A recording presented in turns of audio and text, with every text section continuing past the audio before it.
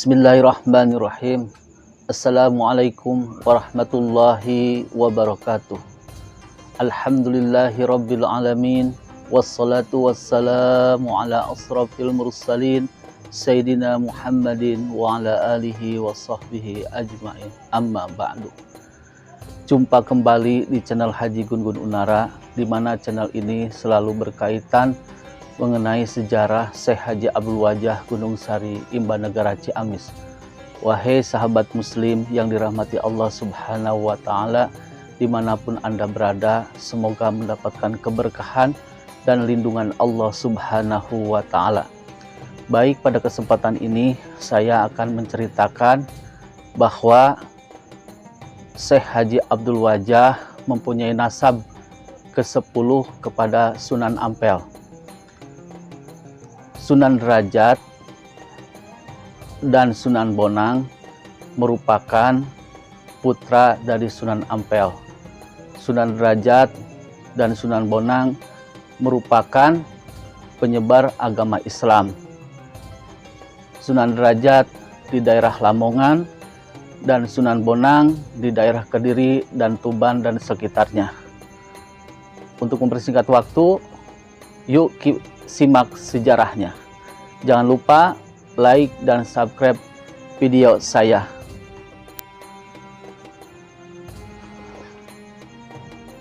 Syekh Haji Abdul Wajah merupakan nasab Sunan Bonang ke-10. Syekh Haji Abdul Wajah bin Syekh Khotib Wahid Panyalahan Pamijahan bin Syekh Bagus Khalifah Sukapura bin Raden Entol Wiraha Sukakerta bin Serepan Cibuni Agung bin Raden Kusumah Diningrat bin Pangeran Benawa bin Ratu Mas Cempaka, istri Jaka Tingkir Raja Pajang pertama, bin Sultan Trenggono Kesultanan Demak ketiga, bin Raden Patah Kesultanan Demak I, suami dari Siti Mutasimah atau Ratu Asikah putri Sunan Ampel. Ratu Asikah, Sunan Bonang, dan Sunan Derajat adalah bersaudara. Sunan Derajat adalah salah satu sunan dari 9 Sunan Wali Songo yang menyebarkan agama Islam di Pulau Jawa, di sekitar wilayah Lamongan, Jawa Timur.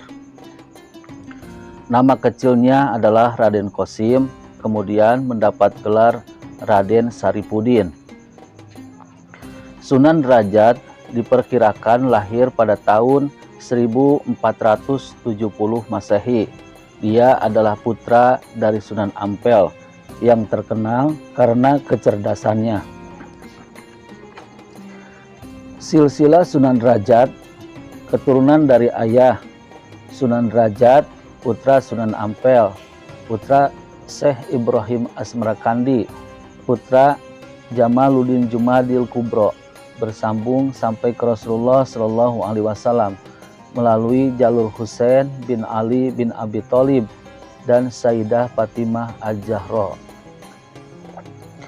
Silsilah Sunan Derajat, keturunan dari ibu Sunan Derajat, putra Dewi Chandrawati dari Majapahit, terkenal dengan sebutan Nyai Ageng Manila.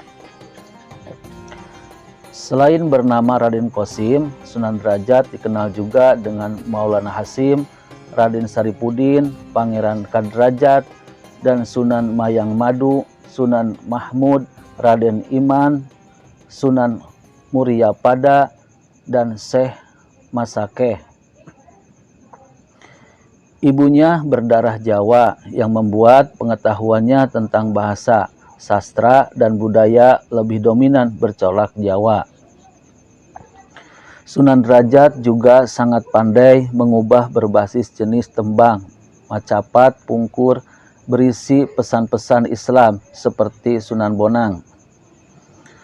Menginjak usia sekolah, Sunan Derajat belajar langsung kepada Sunan Ampel, ayahnya. Kemudian Sunan Ampel mengirimnya ke Cirebon memperdalam ilmu agama Islam kepada Sunan Gunung Jati.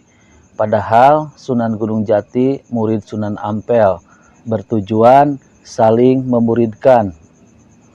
Kepergiannya nyantri di Cirebon, mempertemukannya dengan sang istri Dewi Supiah, putri Sunan Gunung Jati. Setelah menikah Dewi Supiah, Raden Qasim dikaruniai 3 putra. Yang pertama Pangeran Rekiana atau Pangeran Tranggana, kedua Pangeran Sandi, ketiga Dewi Urian. Hingga kemudian Raden Qasim kembali ke Ampel Denta bersama istri dan anaknya. Sesampainya di Ampel Denta, Sunan Ampel memerintahkan kepada Raden Qasim untuk berdakwah di daerah Gresik. Perintah dilaksanakan, lalu Raden Qasim berlayarlah dari Surabaya dengan menumpang biduk layan. Di tengah perjalanan, perahunya terseret badai dan pecah dihantam ombak di daerah Lamongan sebelah barat Gresik. Raden Qasim selamat dengan berpegangan pada dayung perahu. Kemudian ia ditolong oleh Allah Subhanahu wa Ta'ala wasilah ikan cucut dan ikan talang atau ikan cakalang. Dengan menunggang kedua ikan itu, Raden Qasim berhasil mendarat di sebuah tempat yang kemudian dikenal sebagai Kampung Jelak, Banjarwati pada tahun 1485 Masehi. Di sana Raden Qasim disambut baik oleh ketua kampung bernama Mbah Mayang Madu dan Mbah Banjar. Konon kedua mbah itu sudah diislamkan oleh pendakwah asal Surabaya yang juga terdampar di sana beberapa tahun sebelumnya. Raden Qasim kemudian menetap di Jelak dan menikah dengan Kemuning, putri Mbah Mayang Madu. Di Jelak, Raden Qasim mendirikan sebuah surau dan akhirnya menjadi pesantren tempat mengaji ratusan penduduk. Jelak yang semula cuma dusun kecil dan terpencil, lambat laun berkembang menjadi kampung besar yang ramai, namanya berubah menjadi Banjaranyar. Selama 3 tahun, Raden Qasim pindah ke selatan, sekitar 1 km dari Jelak, ke tempat lebih tinggi dan terbebas dari banjir pada musim hujan. Tempat itu dinamai Desa Derajat. Maka semenjak inilah Raden Qasim disebut Sunan Derajat.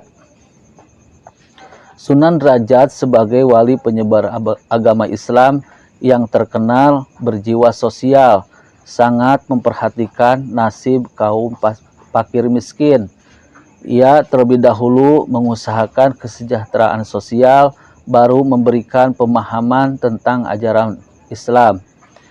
Motivasinya lebih ditekankan pada etos kerja keras, kedermawanan untuk mengentaskan kemiskinan dan menciptakan kemakmuran. Usaha ke arah itu lebih mudah karena Sunan Derajat memperoleh kewenangan untuk mengatur wilayahnya yang mempunyai otonomi Kerajaan Demak selama 36 tahun. Sebagai penghargaan atas keberhasilannya menyebarkan agama Islam dan usahanya menanggulangi kemiskinan dengan menciptakan kehidupan yang makmur bagi warganya, sehingga Sunan Derajat memperoleh gelar Sunan Mayang Madu dari Raden Patah Sultan Demak pada tahun 1520 Masehi. Filosofi Sunan Derajat.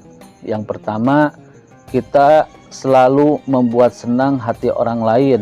Kedua, di dalam suasana riang kita harus tetap ingat dan waspada.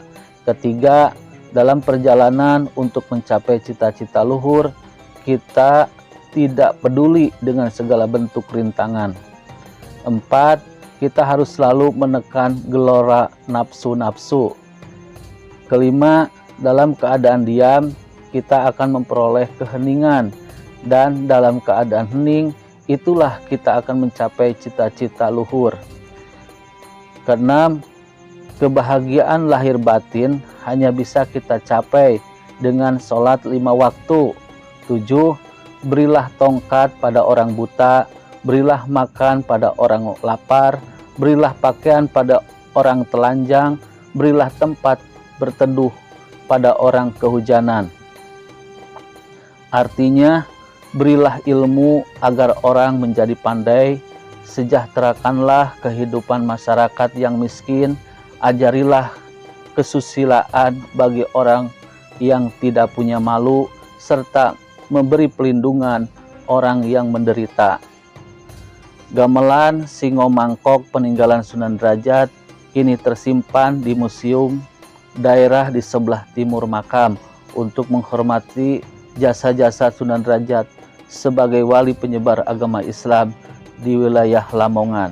Sunan Derajat wafat pada tahun 1522 Masehi di Paciran, Kabupaten Lamongan. Wassalamualaikum warahmatullahi wabarakatuh. Demikian video saya, semoga bermanfaat dan semoga membawa pengetahuan dan wawasan. Wabillahi taufiq walhidayah. Wassalamualaikum warahmatullahi wabarakatuh.